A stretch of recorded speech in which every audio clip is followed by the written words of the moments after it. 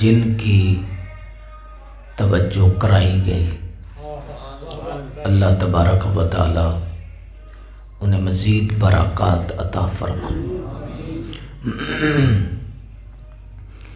رب کے راستے میں دینے والا ہی رہتا ہے۔ کیا کہنے، واہ واہ، دینے والا ہی رہتا ہے۔ جو رب کے راستے میں دیتا ہے رب اسے بہت دیتا ہے۔ سبحان اللہ، واہ واہ، سبحان اللہ۔ کنواں جب تک فیض دیتا رہتا ہے اس کے سوتے خشک نہیں ہوتے، اسے رب پیچھے سے میٹھا، ٹھنڈا اور تازہ پانی دیتا ہے۔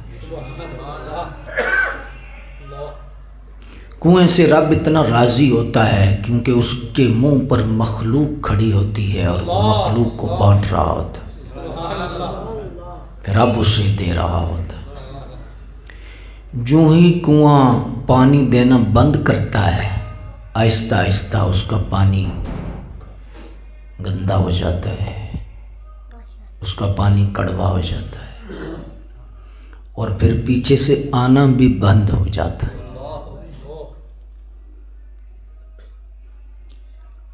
رب دینے والوں کو دیتا ہے۔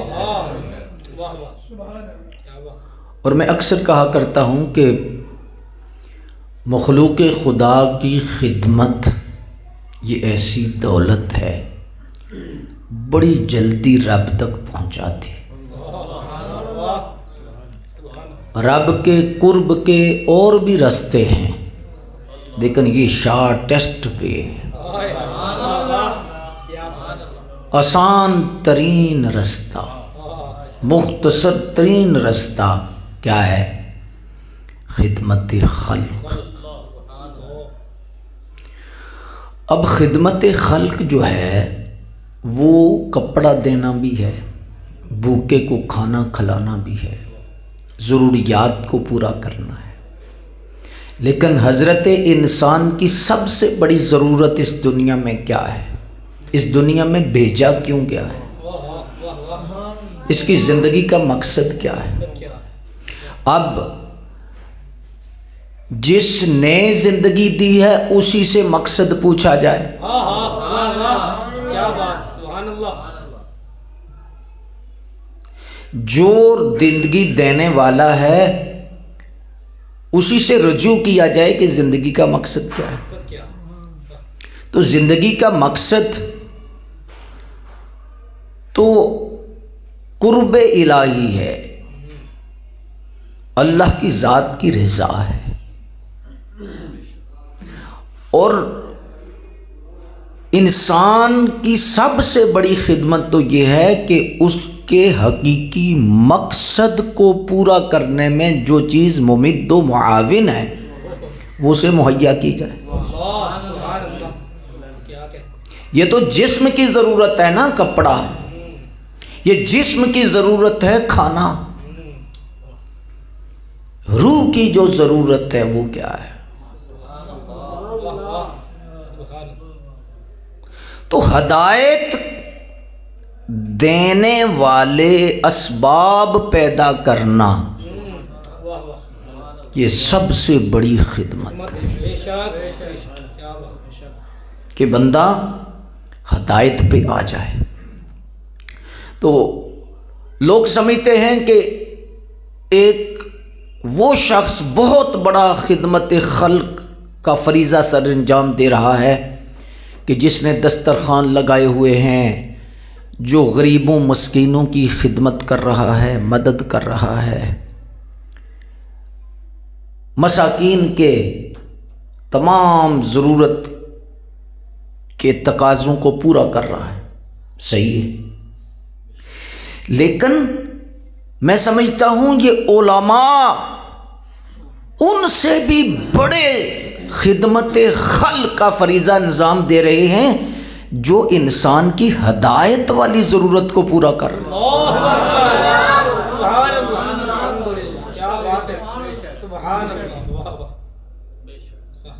دیکھیں نا، ایک آدمی کو کپڑے کی ضرورت ہے اسے کپڑا دے دیا، کھانے کی ضرورت ہے اسے کھانا دے دیا، چھت کی ضرورت ہے اس کو وہ مہیا کر دی گئی، لیکن علماء کیا کر رہے ہیں؟ یہ مدارس کیا کر رہے ہیں؟ یہ شعبہ کیا کر رہا ہے؟ یہ اصل ضرورت پوری کر رہا ہے، یہ اصل خدمت خلق ہے۔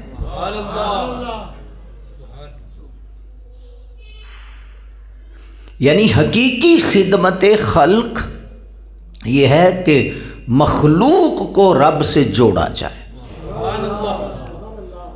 اور ان کے لیے جو اسباب ہیں وہ مہیا کیے جائیں۔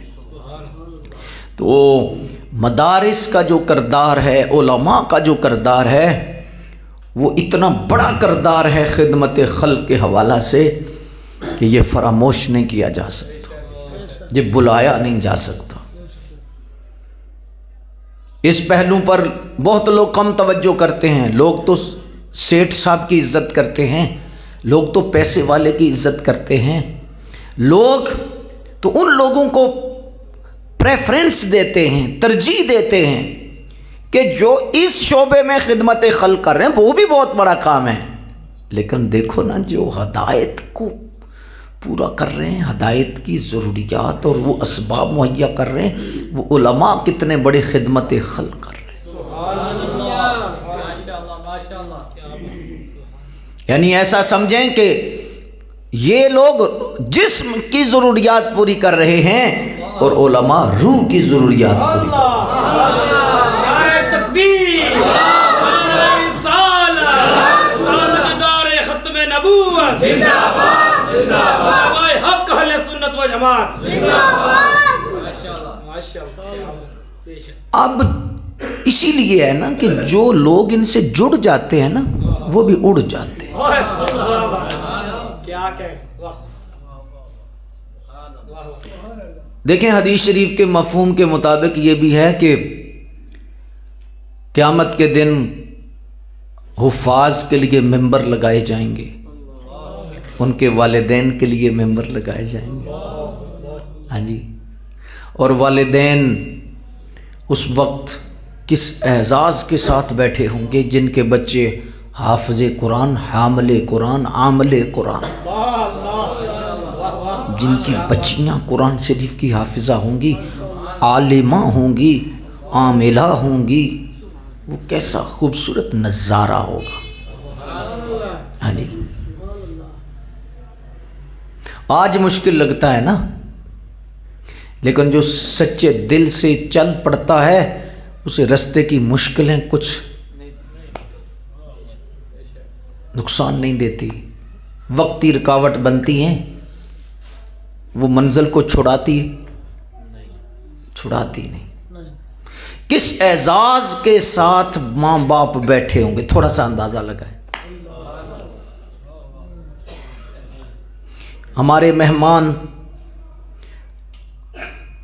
کرسیوں پر، سیٹوں پر تشریف فرما ہے، آپ لوگ بیٹھے ہیں، لیکن یہ ایک اعزاز، مخلوق خدا ہوگی، ساری امتیں ہوں گی، اور ساری امتوں کے سامنے حضور کی امت کے وہ لوگ جن کے بچے قرآن پڑھنے والے ہوں، حفاظ وہ حفاظ، وہ علماء، وہ راسخ العلم علماء، ہاں جی، بیٹھے ہوں گے۔ ہائے تھوڑا تصور کرو۔ لیکن اس سے آگے میں ایک بات سمجھانا چاہتا ہوں، کچھ ممبر لگے ہوں گے، ان پہ بھی لوگ بیٹھے ہوں گے۔ پوچھا جائے گا یہ تو حفاظ ہیں، یہ ان کے والدین ہیں، ان کا تو یہ تعارف ہے، یہ والی سائیڈ کون سی؟ ان پہ کون سے بیٹھے؟ حافظ ہیں؟ جی نہیں۔ عالم ہیں؟ جی نہیں۔ ان کے ماں باپ ہیں؟ جی نہیں۔ یہ کون ہیں؟ فرمایا یہ مدرسوں سے تعاون کرنے والے ہیں۔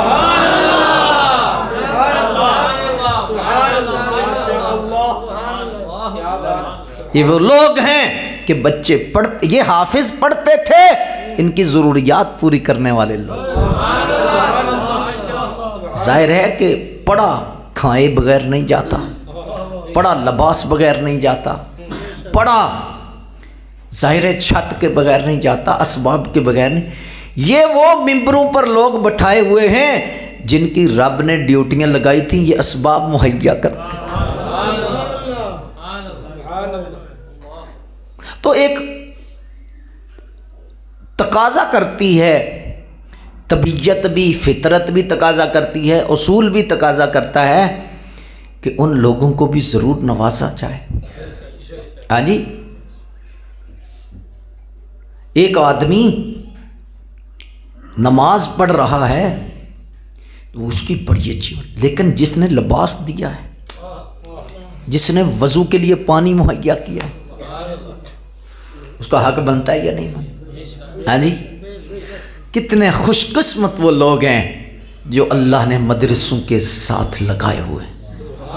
بلکہ اگر میں اس پر ایک اپنا تجزیہ پیش کروں یا اپنی ایک رائے دوں تو وہ یہ ہے کہ سچی بات ہے کہ جن لوگوں کو رب نے بخشنے کا پروگرام بنایا ہے ان لوگوں کو ہی مدرسوں کا معاون بنایا۔ سبحان اللہ، سبحان اللہ، ماشاء اللہ، کیا بات ہے۔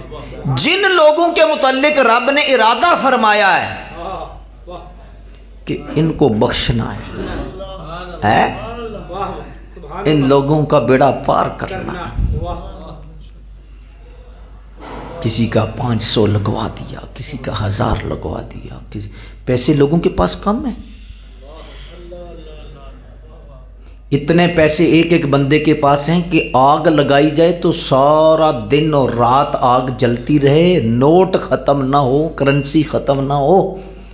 لیکن ہو سکتا ہے اس دولت کو اللہ کسی مدرسے کے لیے، کسی مسجد کے لیے، دین کے لیے قبول نہ کرے، اللہ ہے، رب ہے، اور کسی ریڑھی والے کا 100 قبول کر لے۔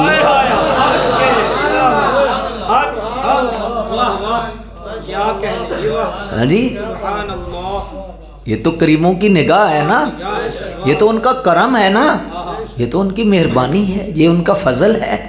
ہاں جی، تو اس لحاظ سے خوش بخت ترین وہ لوگ، صحیح بات ہے۔ آج وقتی طور پر ہاتھ پڑتا ہے، کیونکہ جیب بھی ادھر ہی ہے جدھر ہاتھ پڑتا ہے، پھر ہاتھ اوپر نہیں پڑتا، ہاتھ اندر پڑتا ہے، وقتی ہاتھ پڑتا ہے، لیکن یہ ہاتھ ایسا ہاتھ ہے کہ اس ہاتھ سے کبھی ہاتھ ہونے والا نہیں۔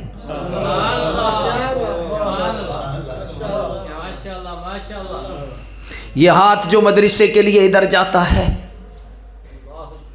اس ہاتھ سے ہاتھ نہیں ہوگا، کبھی فراڈ نہیں ہوگا، کبھی مال چوری نہیں ہوگا، کبھی ڈاکہ نہیں ہوگا، کوئی ہاتھ نہیں کر سکے گا، کیونکہ یہ ہاتھ رب نے قبول کر لیا۔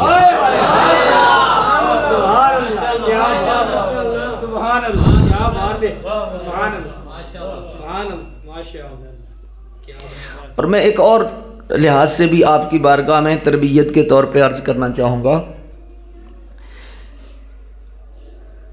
دیکھیں، ہم مسکین لوگ ہیں، آج ڈیوٹی دے رہے ہیں،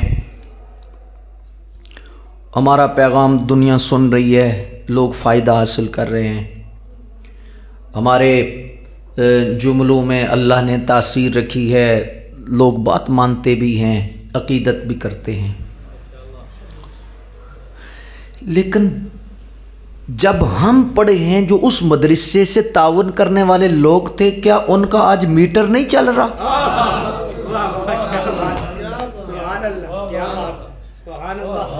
کیا خیال ہے؟ بھئی میں بول رہا ہوں تو کوئی نیکی تو ہے نا، ہے جی، اللہ اس کا اجر دے گا۔ تو وہ اجر کیا ان کو نہیں مل رہا جنہوں نے اس وقت دال ساگ مہیا کیا؟ کیا اس وقت جب وہ ہم پڑھ رہے تھے تو مدرسہ چلا رہے تھے؟ میرے دوستو غور کرو تو یہ ایسی چین بن جاتی ہے کہ نسلوں تک فیض جاری ہو جاتا، بندے کو پتہ ہی نہیں ہوتا۔ اللہ آپ نے 2-4 مہینے پہلے پیسے دے دیے، آپ کو یاد بھی نہیں رہا، دے دیے بس یاد نہیں رہا، لیکن جس اکاؤنٹ میں آپ نے دیے نا، ہائے ہائے ہائے، وہ ایسا اکاؤنٹ ہے کہ اس کے ساتھ منافع ہی منافع لگتا رہتا، ایسا منافع لگتا ہے، ایسا منافع لگتا ہے کہ ایسا منافع کوئی دے بھی نہیں سکتا جیسا منافع رب دیتا ہے۔ مثل الذین ينفقون اموالهم فی سبیل اللہ کمثل حبۃ انبتت سبع سنابل۔ کیا بات ہے، میں جو رب کے رستے میں دیتے ہیں نا، ہمارے رستے میں دیتے ہیں، ان کی مثال ایسی ہے کہ ایک دانہ زمین میں بویا، اس کے 7 سٹے نکلے، 7 سنابل فی کل سنبلۃ 100 حبہ، ہر سٹے میں 100 دانہ، ہر سٹے۔ کتنا ایسا کوئی منافع دے سکے؟ کوئی کمپنی دے گی؟ ہاں جی، کون دے سکتا ہے؟ ہاں جی، 7 سٹے نکلے، ہر سٹے میں 100، ہر بالی میں 100 دانہ۔ تو جب ہر بالی میں 100 دانہ ہے تو ایک دانے کے بدلے کتنے دانے؟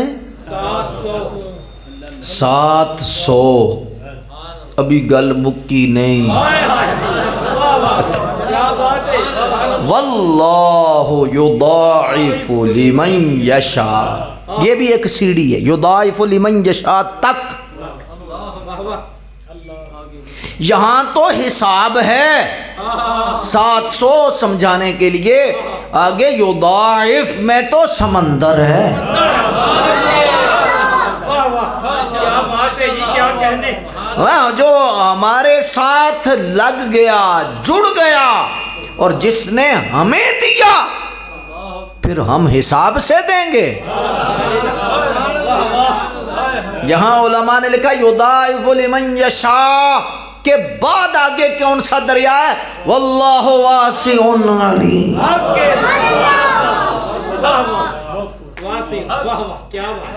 وسعت ہے۔ اور یہاں علماء نے لکھا ہے کہ یہ 700 کے بعد یضاعف پھر وسعت، یہ اشارہ کیا ہے؟ فرمایا یہ دینے والے کی نیت پر ہے، جتنی نیت خالص ہوگی کم از کم 700 تو دیں گے، اور اگر مخلص ہوا تو پھر سمندر ہے۔ نعرہ تکبیر، نعرہ رسالت، تاجدار ختم نبوت، تاجدار ختم نبوت، یہ دینے والے پہ منحصر ہے کس اخلاص سے دے رہا ہے۔ اور جو بندہ اخلاص کے ساتھ دیتا ہے، اللہ اکبر، اور دیے بجھتے، دیے بجھتے، ہاں جی، اللہ اکبر۔ تو اس لحاظ سے یہ ہے کہ آپ دینی سسٹم میں آ جائیں، واللہ آپ آتے نہیں۔ جن کو رب بلاتا ہے، جن کو رب پسند کرتا ہے، یار ایک اینٹ کسی کی لگ گئی ادھر، آپ سوچ نہیں سکتے کہ اینٹ جب تک لگی رہے گی، اس کا تعلق، اس کا کنیکشن تو قبر سے ہو گیا نا۔ قبر سے ہوا کہ نہ ہوا؟ قبر سے ہو گیا نا، کہ اینٹ ادھر لگی ہوئی ہے اور قبر کی اینٹیں روشن ہو رہی، چھت میں، اللہ اکبر۔ قطرہ بے شک قطرہ ہی ہے، لیکن جب سمندر میں داخل ہوتا ہے تو قطرہ تو نہیں نہ رہتا۔ ہو سکتا ہے کسی کا 1 روپیہ ہی ہو، لیکن چونکہ ایسے سسٹم میں آ گیا ہے اب قطرہ،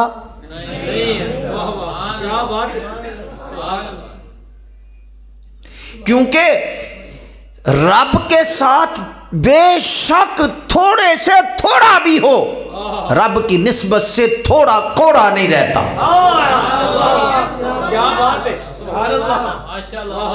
تھوڑا رہتا ہے لیکن کوڑا وہ اعلیٰ ہو جاتا ہے، وہ نوازا جاتا ہے، اور اسے سبحان اللہ برکات نصیب ہو جاتی ہیں۔ میں 2-3 مشورے دینا چاہوں گا اس نشست میں آپ کو. اللہ آپ کو زندگیاں دے، صحت دے، عافیت دے. مشورہ دے دینا چاہوں گا کہ آپ انویسٹمنٹ کر رہے ہیں کسی جگہ پر، لیکن ظاہر ہے کہ آپ انویسٹمنٹ کرتے وقت سوچتے ہیں کہ یہاں پر کروں، یہاں پر کروں، یہاں پر کروں، یہاں پر کروں. میں کہوں گا یہاں پر کرو.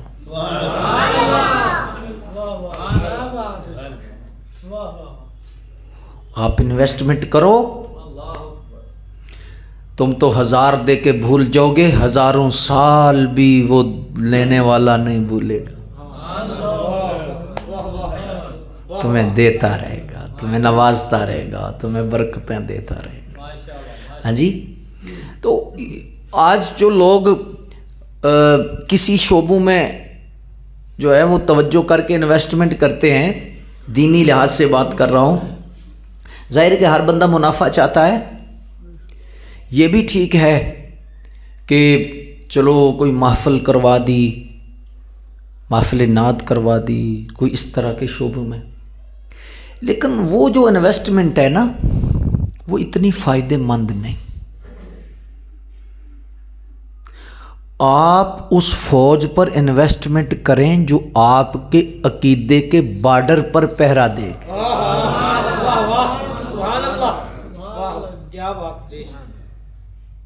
میں اکثر کہتا ہوں کہ یہ جو فوج ہے نا، اس پر دیکھیں آج پاکستان کی فوج پر بھی 70% بجٹ لگ رہا ہے، لیکن درد کیوں نہیں لگتا؟ اس لیے نہیں کہ وہ چونکہ جب بارڈر محفوظ ہے ریاست محفوظ ہے. اگر بارڈر محفوظ نہیں ریاست محفوظ، تو اس لیے پھر سمجھدار ریاستیں اپنے بارڈر کو مضبوط بناتی. بیرونی جو خطرات ہوتے ہیں یا اندرونی خطرات ہوتے ہیں، ان ایجنسیز اور ان اداروں کو مضبوط کرتی ہے ریاست کہ جو انتشار سے بچائے، افتراق سے بچائے، اور جو ریاست کو اس تمام سسٹم سے بچائے جس میں غیر مستحکم ہونے والے پہلو پائے جاتے ہیں.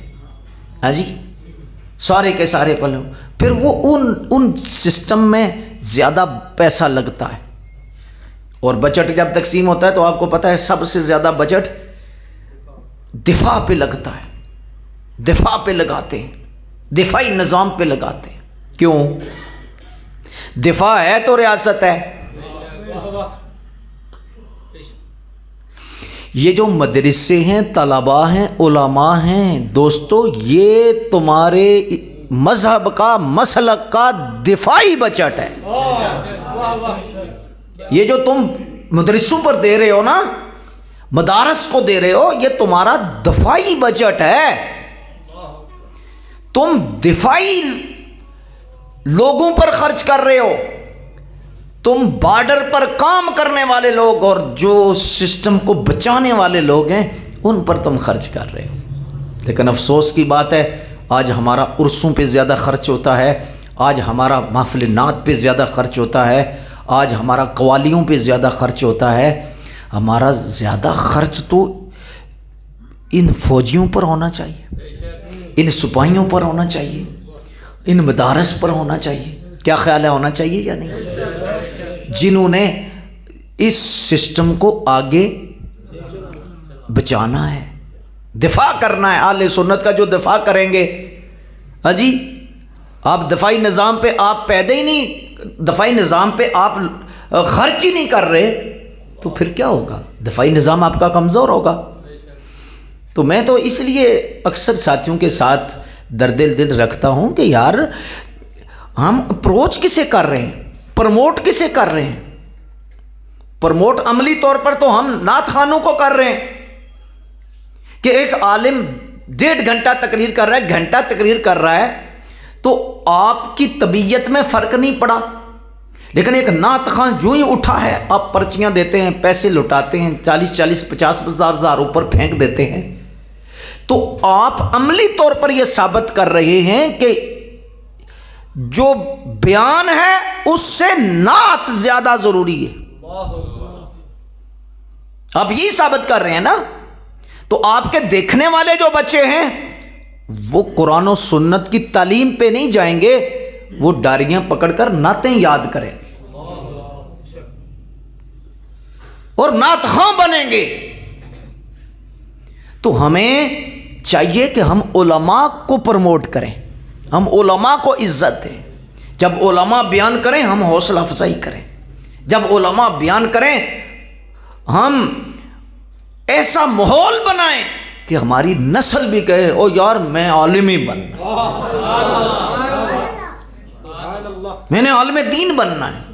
اور یہ رویہ ہمیں مساجد میں بھی اپنانا پڑے گا، امام مسجد کے ساتھ بھی اپنانا پڑے گا، خطیب صاحب کے پاس بھی اپنانا پڑے گا، تب جا کے ہماری نسل دین کی طرف لگے گی۔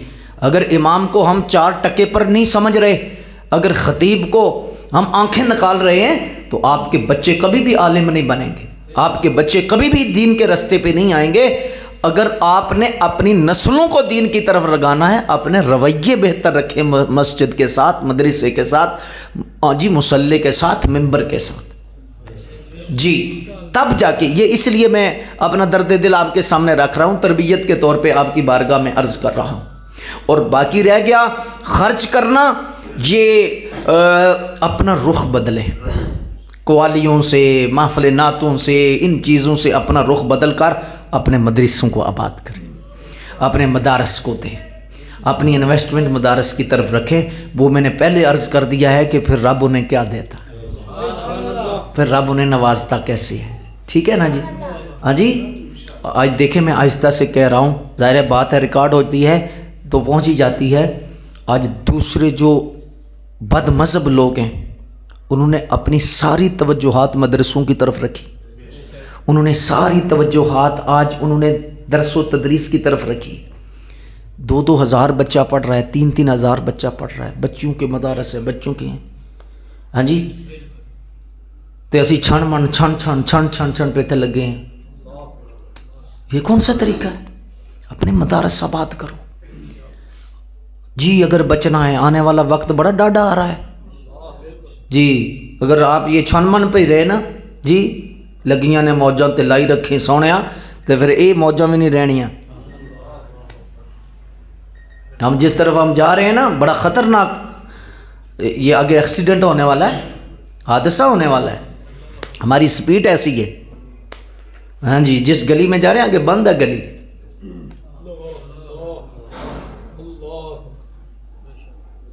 تو اس لیے بد مذہبوں کا مقابلہ کرنا ہے تو ایک کے پاس جو ہے وہ ایٹم بم ہے، تو آپ تلوار بھی نہیں رکھ رہے، آپ گلیلے رکھ لیں، کیسے مقابلہ کریں گے؟ ایک مدرسے میں 400 بچہ ہے، ایک مدرسے میں 4000 بچہ ہے، آپ کیسے مقابلہ کریں گے بد مذہبوں کا؟ تو جی محفل نعتاں کراؤ، عمرے دے ٹکٹ دیو، ہاں جی، عرسوں پہ انویسٹمنٹ کرو، خرچ سنی بھر قبور و خانقاہ، خرچ نجدی بھر علوم و درس کا۔ حضور حکیم الامت کے لفظوں میں آنسو ہیں، فرمایا خرچ سنی بھر قبور و خانقاہ، فرمایا سنی کا خرچ قبروں پر ہے، خانقاہوں پر ہے، عرسوں پر ہے، قوالیوں پر ہے۔ خرچ نجدی بھر علوم و درس گاہ، نجدی کا خرچ علوم اور درس گاہوں پر ہے۔ تو تم جن سے مقابلہ کرنے جا رہے ہو، جو تمہارے مقابلے میں دشمن آ رہا ہے، تمہارے پاس تو گلیلیں بھی نہیں۔ یہ میں مایوسی نہیں پھیلا رہا، یہ تو اللہ نے حق کی طاقت کے ساتھ ہمیں چلائے ہوئے ہیں، ہم تو حق پر ہیں، محنت پر نہیں۔ یہ رسول اللہ کے صدقے سے آج یہ ٹورے ہیں اور یہ سارے انداز ہیں، ورنہ جتنا دشمن محنت کر رہا ہے کب سے اہل سنت ختم ہو جاتے۔ کیا ہم نے مرنا نہیں؟ کیا ہم نے قبر میں جواب نہیں دینا؟ ہم جس رستے پہ چل رہے ہیں، جن راہوں پہ ہم چل رہے ہیں، آگے حالات بڑے مشکل ہیں۔ تو آج میرے بھائیوں، آپ کا ختم شریف ہو، آپ کی فوتگی ہو جائے، آپ کا سین ہو جی، کوئی دیکھے نہ پکاؤ، کوئی 10ویں پہ اتنا خرچہ کرنے کی 10-15 لاکھ کیا ضرورت ہے؟ ہاں جی، کہ لوگ پوچھتے ہیں جی چھوٹا ہے کہ موٹا ہے؟ ہاں جی، ول گل ہے، عجیب بات ہے یار، کس طرف ہم جا رہے ہیں؟ جی کس انداز، کیا انداز ہے ہمارا؟ چھوٹا ہے، موٹا ہے؟ تیرا نفس کتنا موٹا ہے؟ دال روٹی پکاؤ، جو مہمان آئے انہیں کھلاؤ، باقی رب نے تمہیں دیا ہے حضرت کے پاس ہو، علامہ صاحب کے پاس ہو، اپنی سنی علماء مدارس کے پاس ہو۔ حضرت آپ کے مدرسے کا کتنا خرچہ ہے؟ آپ کے استادوں کی کتنی تنخواہ ہے؟ جی اتنی ہے۔ میری والدہ فوت ہو گئی ہیں، 6 مہینے کی سارے استادوں کی تنخواہ میں دوں گا۔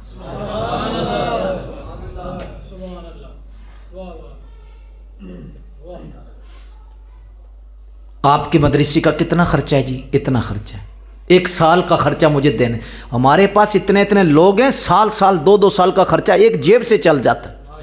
اگر ہم ایسے اپنا پروگرس دیں، تربیت کریں، لوگوں کو سنبھالیں۔ بد مذہب لوگ فیکٹریوں میں چلے جا رہے ہیں، چندے لے رہے ہیں، زکاتیں وہ لے رہے ہیں، کھا رہے ہیں، کیونکہ وہ آگے دکھاتے ہیں دیکھو جی ہم کتنا کام کر رہے ہیں، کتنا کام کر رہے ہیں، کتنا کام کر رہے ہیں۔ ہاں جی، چندے کے پیچھے نہ لگو، بندے کے پیچھے لگو۔ چندہ مہم نہیں، بندہ مہم۔ بندہ اگر تمہیں مل گیا تو ساری زندگی چندہ ملتا رہے۔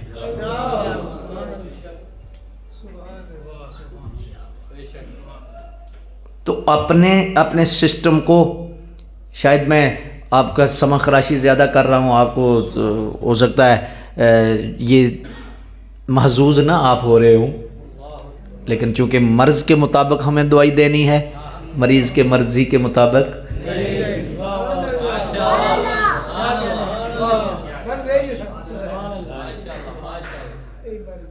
تو اس لیے یار دیکھیں نا، سیدی اعلیٰ حضرت کا میں کتنی مرتبہ بیان کر چکا ہوں کہ آپ سے کچھ لوگ مسئلہ پوچھنے آئے، اور مسئلہ پوچھنے آئے تو عرض کرنے لگے کہ حضور ہمارے علاقے میں 11ویں شریف ہوتی ہے، بہت ساری دیگیں پکتی ہیں، تو ہم نے کوشش کی ہے کہ کچھ دیگیں پکا کر لنگر بانٹ دیا جائے، اور باقی جتنا پیسہ ہے درس پہ لگا دیا جائے، بچوں کو دے دیا جائے، مدرسے کی تنخواہیں دے دی جائیں، مدرسے کا خرچہ دے دیا جائے، کیا 11ویں شریف ہو جائے گی؟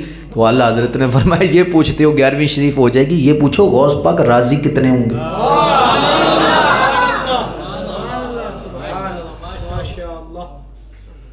تھوڑا سسٹم چینج ہونا چاہیے یا نہیں ہونا چاہیے؟ کیا خیال ہے؟ یہ جو میں نے گزارشات کی ہے، مشورے دیے ہیں، ان مشوروں پہ عمل کی کوشش ہونی چاہیے یا نہیں ہونی چاہیے؟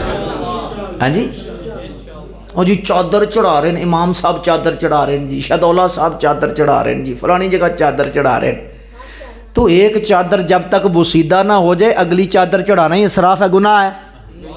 تو کتنے پھرنا پیا؟ میں اہل سنت کا ایک ذمہ دار ہونے کی حیثیت سے عرض کر رہا ہوں، اور قرآن و حدیث کی روشنی میں عرض کر رہا ہوں۔ یہ کسی پیر کو اچھی باتیں نہیں لگتی، نہ کسی گدی نشین کو لگتی ہیں، نہ مجاوروں کو یہ باتیں اچھی لگتی ہیں۔ یہ تو کاروباری لوگ ہیں کہ چادریں شام کو پھر بکتی ہیں، پھر آتی ہیں، پھر بکتی ہیں۔ پھول بک رہے ہیں، پھول چڑھتے ہیں پھر بکتے ہیں، پھول چڑھتے ہیں پھر بکتے ہیں۔ ہاں جی، چادر آپ جو چڑھا رہے ہو، آپ کو پتہ ہے کہ یہ چادر جو چڑھ رہی ہے جب تک اگلی چادر بوسیدہ نہ ہو جائے، اگلی چادر چڑھانا مزار پہ اسراف ہے، گناہ ہے، رب ناراض ہوتا ہے۔ آپ کو پتہ ہے؟ چاڑی ہے وہ، چاڑی ہے وہ، چاڑی ہے وہ۔ اس کا علماء نے ایک حل لکھا ہے کہ اگر آپ نے کوئی منت مانی ہے یا آپ نے چادر چڑھانی ہے تو اس چادر کی قیمت ان بزرگوں کے اصالِ ثواب کے لیے سنی مدرسے میں دے دیں، آپ کی منت بھی پوری ہو جائے گی، بابا جی بھی راضی ہو جائیں گے، رب رسول بھی راضی ہو جائیں گے۔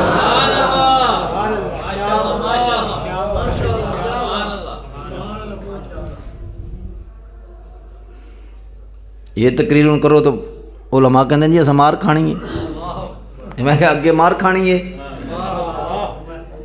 اگلی مار نہ لو، یہ مار سوکھی ہے۔ ہاں ہن ویو بندا یا نہیں بندا، ویوز نکل دے یا نہیں نکل دے، او چھڈو اس گل نو، او اللہ دیو بندیو سچ دسو، سچ بولو، اتھے مار پہ جاوی تے خیر ہے۔ ہاں جی، जे सोने दे नाम तो मिलन ताने। हाँ जी, हाँ जी, सुभान अल्लाह। तो आप माशाल्लाह जितने साथी बैठे हैं ये सारे के सारे मेरे जहनों में हैं, बल्कि दिलों में। कोई नया साथी नहीं है। आप लोगों से मुलाकात भी होती है, आप लोग माशाल्लाह मोहब्बतें भी करते हैं। ये हमने अपने मदारस को चलाना है, मरकज़ से लेकर आके शाखों तक हमने चलाना है। मरकज़ को भी हमने सपोर्ट करना है, मदरसों को भी सपोर्ट करना है, आगे शाखों को भी सपोर्ट करना है। हाँ जी, अल्लाह, ये जो गुलशन हम लगा रहे हैं, हमारी और ख्वाहिश ही कोई नहीं, ना कोई पीरी मुरीदी, ना कोई इस तरह का सिलसिला, ना। हाँ जी, मेरी ज़िंदगी का मकसद तेरे दीन की सरफराजी में, इसीलिए मुजाहिद में, इसीलिए मुगाज़ी।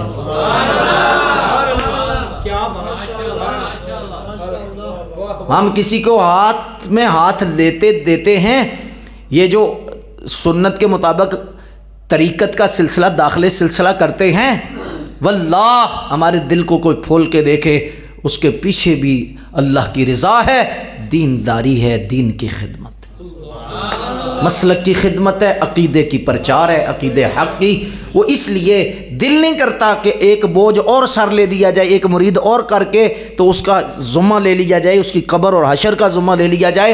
लेकिन अपने करीमों पर भरोसा रख के, रब पे तवक्कुल रख के हम हाथ में हाथ इसलिए दे देते हैं, ये हाथ किसी बदमज़हब के हाथ में ना चला जाए।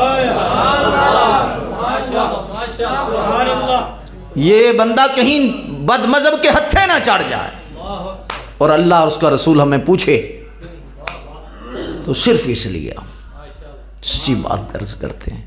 अल्लाह अकबर। तो इसलिए इस मदरसे कोई नहीं, हमने सारे मदरसों को चलाना। हाँ जी, तो माशाअल्लाह हज़रत तो बड़े मुखलिस बंदे हैं, ये सारे भाई माशाअल्लाह। और मैं अक्सर कहता हूँ कि अल्लाह ताला ने इनके वालिद साहब का कितना इखलास था कि इनके बच्चों में आगे ये चीज़ अल्लाह ने रखी, और आगे अल्लाह तबारक व तआला इनसे दीन की कितनी खिदमात ले रहा है। अल्लाह अकबर। और किस अंदाज में माशाल्लाह ये खिदमात पेश कर रहे हैं। देखें, मक्खी जो होती है ना, कल में तजल्लियात शायद आज में है या कल में पढ़ा है आपने, या आज पढ़ेंगे आप। लिखा मैंने रात को लिखा है, लिख दिया, वैसे मुझे टाइम का नहीं अभी अंदाज़ा हो रहा। पॉजिटिव सोच रखें,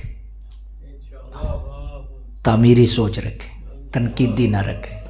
हाँ, इन्हें ए क्यों कहता है, ए क्यों कहता है, ए क्यों कहता है, ए क्यों कहता है। पूरा जिस्म सही होता है, मक्खी जख्म पे ही बैठती। मक्खी ना बने, मक्खी। ये मौलवी साहब ये कर गए, मौलवी साहब ये कर गए। मौलवी साहब जब अल्लाह अकबर करते हैं ये नज़र नहीं आता। मौलवी साहब जब फट्टी पे बैठते हैं ये नज़र नहीं आता। मौलवी साहब जब कुरान पढ़ाते हैं ये नज़र नहीं आता। जब दीन की खिदमत करते हैं ये पूरा जिस्म तुझे नज़र नहीं आता, तुझे कोई फोड़ा ही नज़र आया है।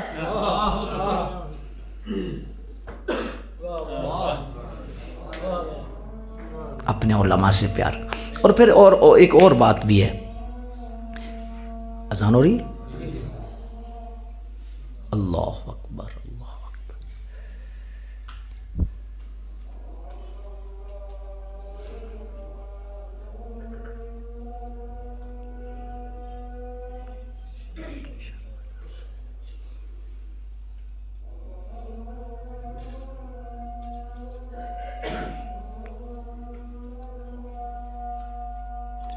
शायद अल्लाह